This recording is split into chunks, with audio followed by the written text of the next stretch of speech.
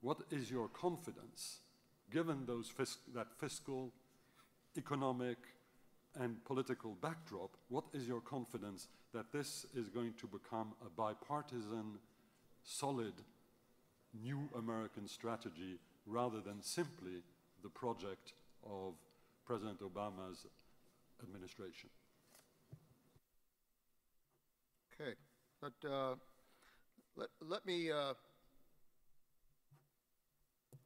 me address the issue looking at each part of your question. First of all, understand that it was the United States Congress taking the first step to try to deal with the debt issue that developed the Budget Control Act. And that part of the Budget Control Act that related to defense required that we cut $487 billion out of defense over the next 10 years. Because of my own background as OMB director and as chairman of the House Budget Committee, I have always believed that defense has to do its role with regards to fiscal responsibility in the United States. And it was for that reason that we made the decision that we would take that number and develop a strategy, a defense strategy, that would implement those savings over the next 10 years, but would do it in a way that would be tied to a defense strategy that would maintain our military power in the world. And working with the service chiefs, working with the undersecretaries, we developed that strategy and we developed the budget that would meet those goals. So I do not think that we have to choose, obviously, between our national security or fiscal security. I think we can do both, and I've always believed that, and I think we have done it with regards to the proposal we've made. So number one, the plan that we developed, the strategy that we developed, and the budget we developed implements those reductions over a period of time, but does it in a responsible way that protects our defense posture for the future. We recognize that. I think the Congress recognizes that as well. Secondly, with regards to sequester, sequester is not a real crisis, it's an artificial crisis. The Congress itself developed that as a weapon to try to force them to make decisions with regards to further deficit reduction. And they put that gun to their head to basically say if they didn't do it, the gun would go off. It's been set because of the failure of the super committee. Sequester is now supposed to take effect in January.